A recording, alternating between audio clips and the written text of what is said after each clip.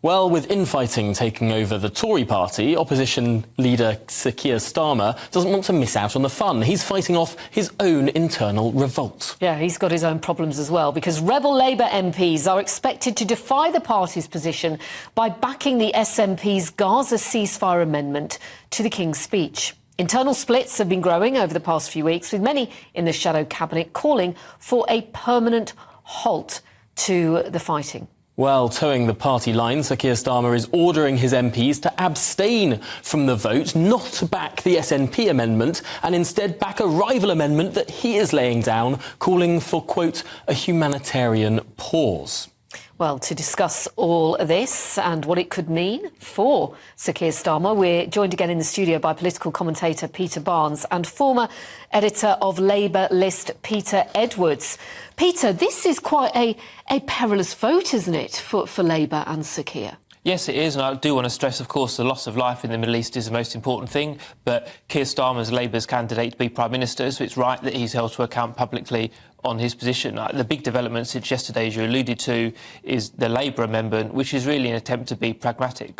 And to give MPs credit, I think everyone across the spectrum accepts there was a wicked terrorist attack on Israel, but the suffering in Palestine now is so enormous, and it's really the language around that suffering and how the Labour front bench expresses that. That's why they've put down an extra motion, because obviously we're a very diverse country. You've got several Labour MPs, quite a high number, either through their own ideological view of the world or because they've been lobbied by their constituents or according to their conscience. They do feel that the scale of the deaths, and it is enormous, 11,000, has not been treated with sufficient severity by the UK Labour Party. Keir Starmer, to be fair, is an incredibly difficult position. It is a difficult position, but it does show some pretty stark divisions within the Labour Party. We're hearing today that perhaps 50-plus Labour MPs will defy Sir Keir Starmer's leadership and back this SNP amendment.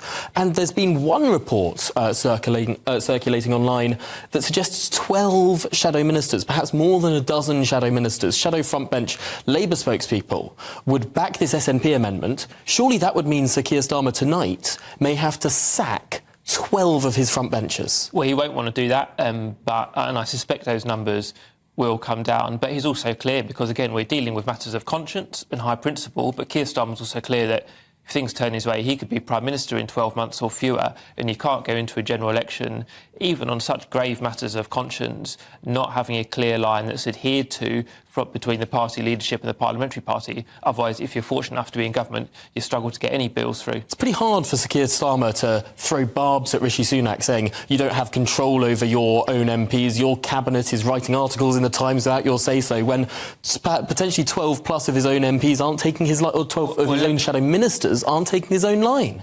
Let me give you a couple of quick thoughts now. So, first of all, we've had this period of tumult under Jeremy Corbyn over the last years. This is not a left-right split in the Labour Party. These, to me, are Labour comrades all trying to act it according to their conscience on an incredibly difficult issue that we've all wrestled with, watched, and, you know, many of us prayed over. So I can understand that. But the other point, thinking about the voters rather than parliamentary parties, voters respect strength, and several people have made the comparison with Tony Blair in very different conflicts. His foreign intervention, particularly Iraq, he had enormous rebellions from his backbench, but the public understood that he was doing what he thought was right, and of course a great chunk of the public protested, but Tony Blair did still win a majority after invading Iraq, and I won't reopen that whole debate now, but there is a sense that the public respects strength, even if they don't actually agree with the policy. Although he only won 35% of the vote in 2005, lost a lot of seats to the Lib Dems, Tories won a majority of the vote in England, or a plurality of the vote in England. But we're UK, GB News, isn't it? It's a whole GB. Right. Peter Barnes,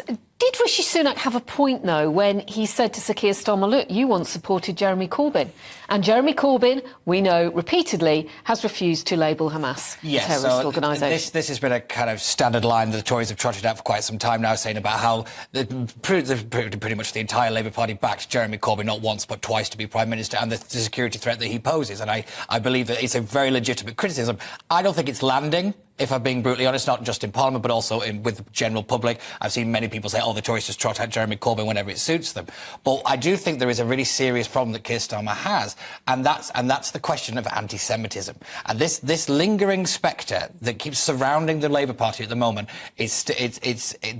no matter how many times he keeps saying it's a new party. He said it twice in PMQs. We're a new party. We're a new party. If you have to keep saying that, some people continue to believe that you're not a new party. And I think his fear on this vote is it's going to reignite that conversation about, is the Labour Party really changed? Has the Labour Party really moved on past that problem? Well, Rishi Sunak, new party says Labour. Rishi Sunak says he's all about change, and he's just employed the former Prime Minister David Cameron. Yes, so that's also the big problem, isn't it? There's a lot of words going around, and we're going to see how this falls out. But this vote today is going to be very interesting for Keir Starmer, and it will be fascinating to see just how sharp that number of potential firings actually comes down, and what's actually being offered in return to those front benches. It's interesting because 12 plus front benchers, 50 plus backbench or MPs in total. That's more than a quarter of the Parliamentary Labour Party. That's a shocking lack of discipline. That's MPs who are arguably taking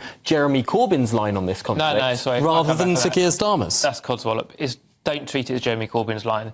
Jeremy Corbyn is backing a ceasefire, as these Labour MPs are suggesting to do.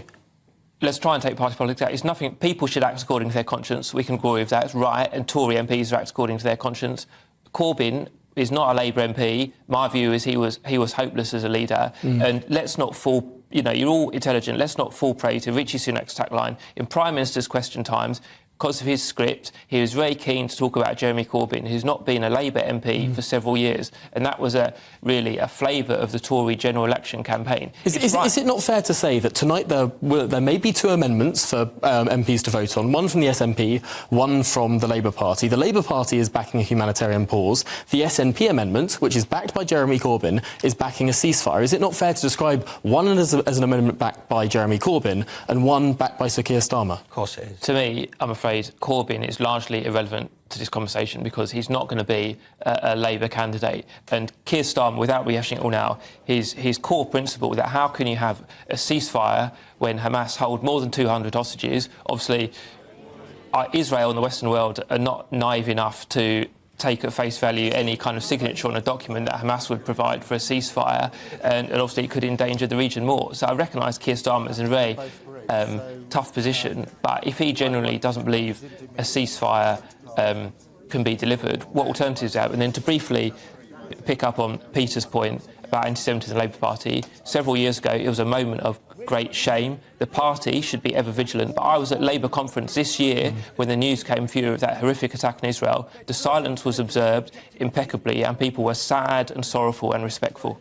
Yeah, that was inside the conference. What was happening outside the conference with all the flags and everything that was waving and going on? That's the biggest problem, that there is still this kind of spectre that surrounds the Labour. It might not be the Labour Party itself, but there's a lot of people still in it. And when you talk about Jeremy Corbyn no longer being a Labour MP, that doesn't mean that he doesn't still have an impact and an influence on the Labour Party. There is still a streak of Corbynistas within the Labour Party, particularly in the backbenches, that are leading the charge on this bill, on this amendment. So just to say for a lot of people, Peter, and we were talking about this earlier, weren't we, in the meeting, they still are not clear on what a humanitarian pause is and a ceasefire. What exactly is the difference? Because David Lammy, the Shadow Foreign Secretary, was saying about a full comprehensive humanitarian pause. That's what he talked about in Parliament. Yep, that's a lot of words that doesn't really mean very much, which is typical for David Lammy.